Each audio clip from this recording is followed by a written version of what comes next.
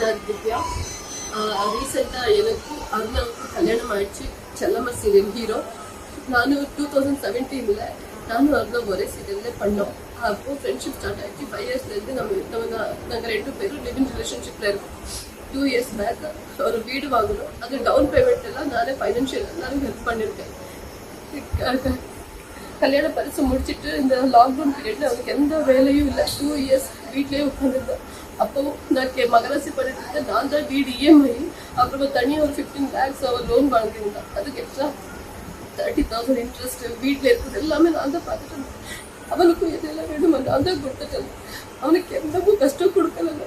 அவனுக்கு வேலை இல்லை. அந்த மாதிரி அந்த மாதிரி ஃபீலே பண்ணக்கூடாதுன்னு குழந்தை மாதிரி யாருக்கும் தெரியும். நம்ம 2 பேரும் கல்யாணம் பண்ணிக்க போறோம் நல்லா. அதுக்கப்புறம் இப்போதான் ரீசெண்டா செல்லம்மா சீரியல் ப்ராஜெக்ட் கமிட் ஆயிட்டப்பமா 1 month நல்லா தான் இருந்துச்சா. அதுக்கப்புறமா அந்த சீரியல் ஹீரோயின் இருக்கா அன்ஷிதா, அவளும் முஸ்லிமும். அந்த பொண்ணு கிட்ட ரிலேஷன்ஷிப் இருக்கா. எனக்கு வர நான் அவாய்ட் பண்ண ஸ்டார்ட் பண்ணிட்டா. என்னோட கால் பிக் பண்றது கம்மி பண்ணிட்டா. இன்னொன்று என்னன்னா, அருணா முஸ்லிம், நான் ஹிந்து. நம்ம 5 years லவ் பண்ணனால கல்யாணம் பண்ணிக்கணும்னா நீ முஸ்லீம் கன்வெர்ட் ஆகணும். முஸ்லீம் கன்வெர்ட் ஆனால் மட்டும் என் ஃபேமிலியில் ஒன்றும் ஒத்துக்குப்பாங்க, இல்லைன்னா கல்யாணம் பண்ணிக்க விட மாட்டாங்க, உன்னை வீட்டுக்கும் சேர்த்துக்க மாட்டாங்க. நீ முஸ்லீம் கன்வெர்ட் ஆகும், அப்புறமா நான் கல்யாணம் பண்ணிக்கலாம்னு சொன்னேன். அவனுக்காக நான் எல்லாமே பண்ணிட்டேன். முஸ்லீம்க்கும் கன்வெர்ட் ஆனேன். முஸ்லீம் கன்வெர்ட் ஆனால் எனக்கு அவன் மட்டும் வேணும்னு இருந்துச்சு, அவ்வளோதான். முஸ்லீம் கன்வெர்ட் ஆகிட்ட அப்புறமா கல்யாணம் போயிட்டு என்ன அவாய்ட் பண்ண ஸ்டார்ட் பண்ணிட்டேன். இப்போ ரீசெண்டாக என் அப்பா அம்மாவுக்கு நான் சொன்னேன், இப்படி கல்யாணம் இருக்குது, எப்போதான் நான் முஸ்லீம்ல கல்யாணம் பண்ணிக்க தெரிஞ்சுட்டானோ என் அப்பா அம்மா என்னை விட்டுட்டாங்க. இனிமேல் வராத, நீ எனக்கு சத்திட்டேன்னு சொல்லிட்டு என் பேரண்ட்ஸே இருக்குல்ல, இங்கதான் தனியா இருக்கு. இவ பார்த்து இப்போ 1 month ஆயிடுச்சு என்ன பிளாக் பண்ணிட்டு. 40 days ஆயிடுச்சு என்ன கம்ப்ளீட்டா பிளாக் பண்ணிருக்கான். வாட்ஸ்அப், இன்ஸ்டாகிராம் எல்லாத்துலயும் பிளாக் பண்ணிருக்கான். அவனை கான்டாக்டும் பண்ண முடியல. அந்த பொண்ணுக்கு தெரியும் நான் கல்யாணம் ஆயிருக்கு, எல்லாமே தெரியும். அவங்க ஷூட்டிங் ஸ்பாட்ல எல்லாரும் சொல்ல ஸ்டார்ட் பண்ணிட்டாங்க. அவங்க 2 பேரும் அவங்க ரொம்ப மிஸ்பிஹேவ் பண்ணுவாங்க ஷூட்டிங் ஸ்பாட்ல. எல்லாரும் எனக்கு எப்போ சொல்ல ஸ்டார்ட் பண்ணிட்டோமோ அப்போ நான் இவனுக்கு சொன்னேன், நம்ம கல்யாணம் சொல்லிடலாம், எதுக்கு நம்ம ஹைட் பண்ணணும்.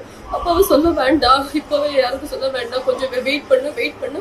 என் டேடுக்கு சொல்லிட்டு அவங்க நிக்கா பண்ணுறது அவங்களும் இது பண்ணுவாங்க. இப்போ நம்ம பப்ளிக் பண்ணிட்டோம், அதுக்கப்புறமா டேடுக்கு நம்ம ஃபேமிலியில மரியாதை போடுவோம்னு சொல்றான். ஆனால் எதுக்குன்னு தெரியாது.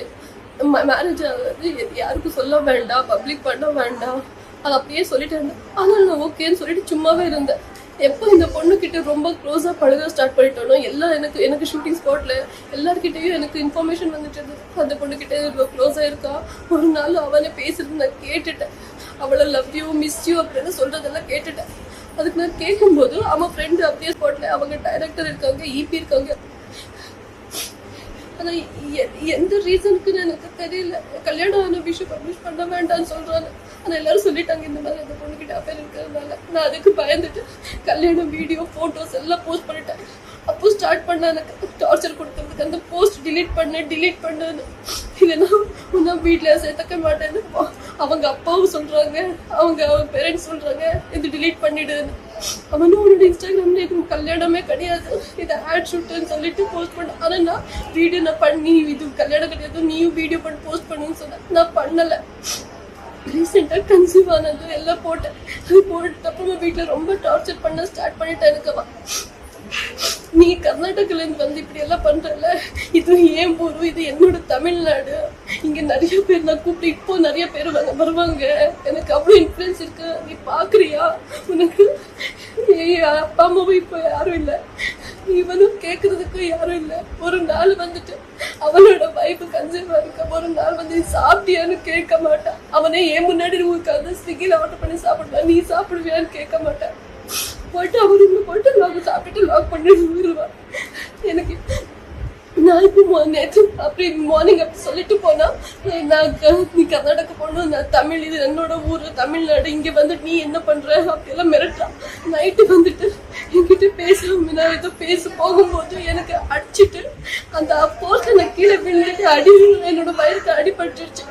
நான் அப்படியே விழுந்துட்டு இருக்கும்போது எனக்கு காலுக்கு அப்படியே கிக் பண்ணிட்டு இருந்து எனக்கு அந்த பெயின் தகப்படும். அப்போ அந்த பொண்ணு லைன்லயே இருந்த போன்ல பேசிட்டே இருந்தா. அவள் ஒரு பொண்ணாயிட்டு இன்னொரு பொண்ணுக்கு இந்த மாதிரி டார்ச்சர் பண்ணும்போது அவளுக்கு எதுவுமே தோணல.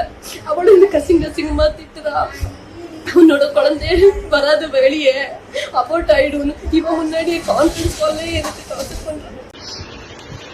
இன்னைக்கு என் ஹஸ்பண்ட் எனக்கு அடிச்சதுல அந்த போஸ்டுக்கு நான் கீழே கூட்டு என் வயிறுக்கு அடிபட்டு அப்படியே காலுக்கெல்லாம் மிதிச்சிருக்கேன். எனக்கு பெயின் தாங்க முடியும். மேல ஒரு ஃபிளைட் அங்கேயும் வாங்கி இருந்துட்டு என்ன ஆயிடுச்சுன்னு தெரியல. கொஞ்சம் நேரத்துக்கு அப்புறம் தான் எனக்கு ஒரு 12:30 அப்புறம் தான் கான்சியஸ் வந்துச்சு. எதிர்க்க முடியாம வீட்டுக்கு தனியா இருந்தா. அவன் வீட்டுக்கு வெளியே போயிட்டான். ஹாஸ்பிட்டலுக்கு போக முடியல, எதுவுமே இல்லை. வயிறு வலி இருந்துச்சு. மார்னிங் பார்க்கும்போது வீடா இருந்தது. ஆனா அவன் கம்ப்ளீட்டா பிளாக் பண்ணதால அவனை கான்டாக்ட் பண்ணவே முடியல. என் ஃப்ரெண்ட்ஸுக்கு கால் பண்ண அவங்க எல்லாம் ஷூட்டிங்ல பிஸி இருந்தாங்க. வேற யாரும் சொன்னாங்க அவன் அந்த அப்பார்ட்மெண்ட்ல இருக்காங்க, அங்கே போயிட்டு அப்புறமா ஹாஸ்பிட்டல் கூட்டிட்டு போ அப்படி போகிறதுக்காக இருக்காங்க. நான் கேஎம்சி ஹாஸ்பிட்டல் அட்மிட் ஆயிருக்கேன். டாக்டர் சொல்றாங்க எப்ப வேணாலும் அபவுட் ஆக சான்சஸ் இருக்கு. எல்லாமே அவனுக்காக தான் சகிச்சுக்கிட்டு இருந்தேன். அவன் வேணும், அவன் என்ன பிளாக் பண்ணாலும் என்ன அவாய்ட் பண்ணாலும் அவனுக்காக எத்தனை நாள் வெயிட் பண்ணிட்டே இருந்தேன். இப்போ அவனை விட்டு எனக்கு வாழ வராது தெரியாது. எனக்கு என் ஹஸ்பண்ட் எனக்கு வேணும். அப்படி நீங்க எல்லாரும் எனக்காக ப்ரே பண்ணிக்கோங்க. என் குழந்தைக்கு எதுவுமே ஆகக்கூடாது.